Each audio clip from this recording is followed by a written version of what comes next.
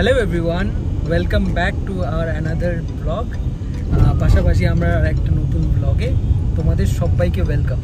আজকের ব্লগটা আমি স্টার্ট করলাম বিকজ পিয়াসার আবদার যে আজকের আমি এটা স্টার্ট করব। ফাইনালি 1 বছর পর আমরা চলেছি কলকাতা, আর অবভিয়াসলি আজকে 5th of October মানে দুর্গা পুজো।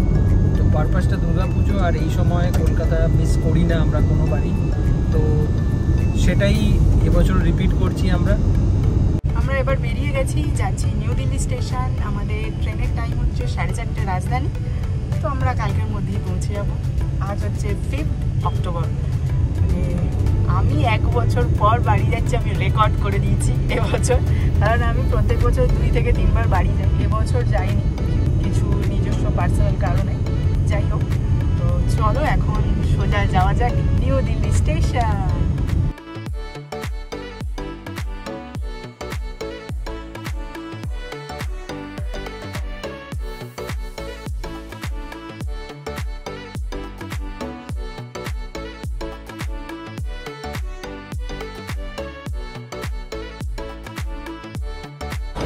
তো আমরা ফাইনালি পৌঁছে গেছি নিউ দিল্লি স্টেশনে। অদিতিরাও আসছে, ওরাও এসে গেছে একসাথে। কিন্তু আমাদের আজকে 4 জনের জার্নি, কারণ আমরা একসাথে 4 জন মিলে টিকিট কেটেছিলাম যাতে ট্রেনের জার্নিটা আমরা একসাথে করতে পারি।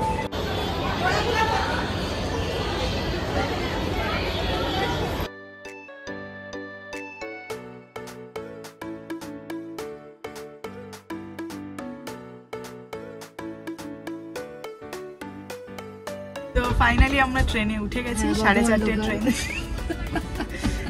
বর্ধমান লোকাল।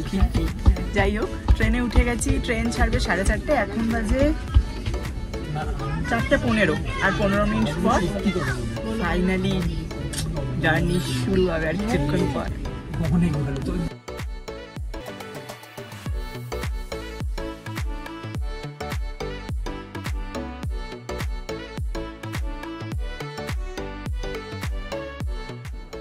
ট্রেনটা ছাড়ার পর আমাদের প্রথম কাজ ছিল হচ্ছে খাওয়া দাওয়া, কারণ আমরা সেই দুপুর 12টায় লাঞ্চ করেছি। তারপর তো আর কিছু সেরকম খাওয়া হয়নি, তাই খুব খিদে পেয়ে গেছিলো। বাড়ির থেকে আমরা রান্না করে এনেছিলাম। আমি বানিয়েছিলাম আলুর দম, আর অদিতি বানিয়েছিল পরোটাটা। তো দেখা যাক কেমন হয়েছে, আর খুব খিদেও পেয়েছে, ঝটপট করে খেয়ে নিই। প্রথম পর্বের খাওয়া দাওয়ার ডান, সুন্দর খেলাম আলুর দম আর পরোটা। অনেক পর্ব হয়েছে, আপকামিং পর্ব আসতেই। হ্যাঁ, ট্রেন জার্নি মানে কিন্তু শুধু খাওয়া দাওয়া, আর অন্য কিছু বুঝিও না। ওদের কচুরিগুলো সুন্দর পেলাম স্ন্যাক্স। এখন দেখো, আর অলরেডি আমাদের এখান থেকে একটা কচুরি নিয়ে নিয়েছে পিজুষ।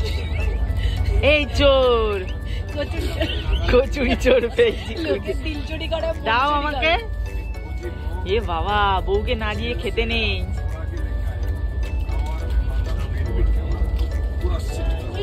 হলদিরামের সোনপাপড়ি, বাবা অনেক কিছু দিয়েছে রে। আমি অনেক কিছু দিয়েছি। ডালমুট খাবো।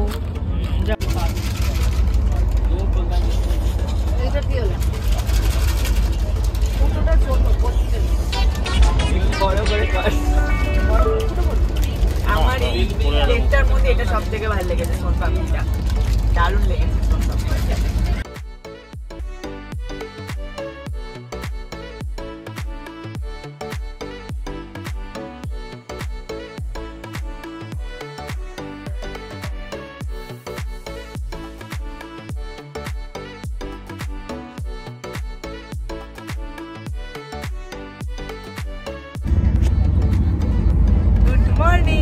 Good morning. কেমন ঘুম হলো?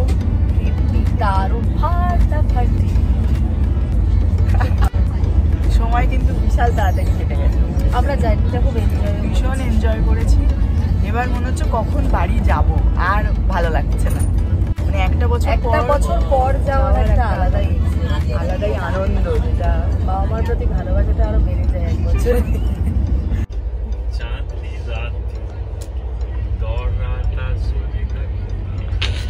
তারপর দাদা ভাই सोने का घोड़ा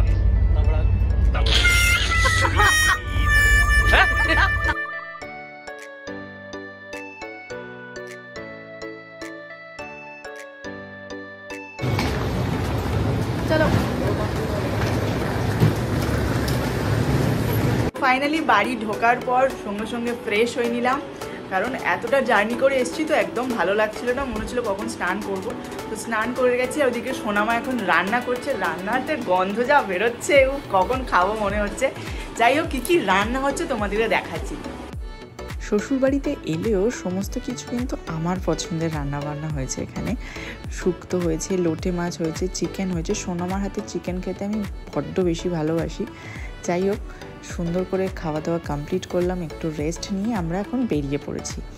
এসছি বারাইপুরের দিকে, কারণ পীযূষের একটা পাঞ্জাবি কিনতে হবে, কারণ প্রত্যেক পুজো একটা করেও পাঞ্জাবি কেনি, যেটাও অষ্টমীর দিন পরে, সেটাই কিনতে আসা হয়েছে। তো ফাইনালি পছন্দও হয়ে গেছে আমাদের, এই পাঞ্জাবিটাই আমি নিয়েছি।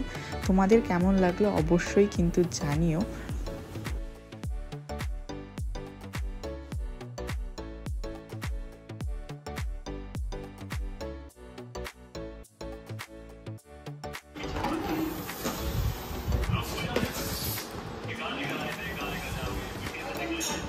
এখন চলে এসেছি আমি আমার বাড়িতে। সকালবেলা ওখান থেকে ব্রেকফাস্ট করে গল্প আড্ডা করে ফ্রেশ হয়ে চলে এসেছি। এখন বাজে দুপুর 1টা। এখানে লাঞ্চ হচ্ছে। গলার অবস্থা খুব খারাপ, একদিনই আমার গলা একদম চেঞ্জ হয়ে গেছে, ঠান্ডা লেগে গেছে ভীষণ। তো এখন এরা সব মা দিদি মিলে সব প্ল্যান করেছে, তো সেগুলোই এখন চলছে সমস্ত কিছু পর্ব। সারপ্রাইজ দিতে যতটা ভালো লাগে, পেতে কিন্তু তার থেকে অনেক অনেক বেশি ভালো লাগে। সেরকমই আমি পেয়ে গেছি বাড়িতে এসে একটা সুন্দর সারপ্রাইজ মা দিদির তরফ থেকে। আমার বার্থডের টাইমে আমি ছিলাম বালিতে, তো আমার সেভাবে বার্থডে সেলিব্রেট হয়নি, তাই বাড়ি ফেরার পরই মা দিদি আমার জন্য একটা সুন্দর অ্যারেঞ্জমেন্ট করেছে আমার বার্থডের পারপাসে। একটা সুন্দর কেক প্লাস কত রকমের খাবার রান্না করেছে মা দিদি মিলিয়ে। আমি তো ভীষণ খুশি হয়ে গেছি পুরো ব্যাপারটা দেখে, আর এটা একদমই আমার কাছে অজানা ছিল। সেরকমই আমি আসছি সেটা মা দিদি জানতো না, তো ওদেরকেও আমি সারপ্রাইজ দিতে পেরেছি। সেটার কোনো ভিডিও আমি ক্যাপচার করতে পারিনি, কারণ তখন সবাই একটু শকড হয়ে গেছিলো যে কি করে আমরা চলে এলাম। যাই হোক, তো চলো এখন খাওয়া দাওয়াটা কমপ্লিট করে নিই।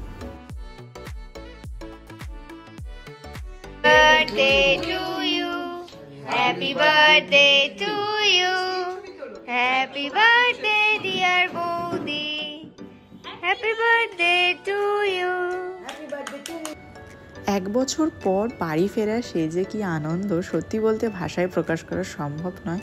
একটা দারুণ দিন কাটালাম যেদিন এলাম সেই দিন, তার পরের দিন খুব মজা করেছি। তো চলো আবার একটা নতুন ব্লগে তোমাদের সাথে দেখা হবে।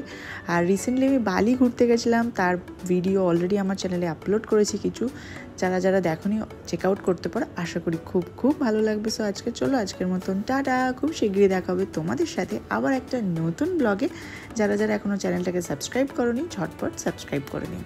চলো টাটা, থ্যাংকস ফর ওয়াচিং।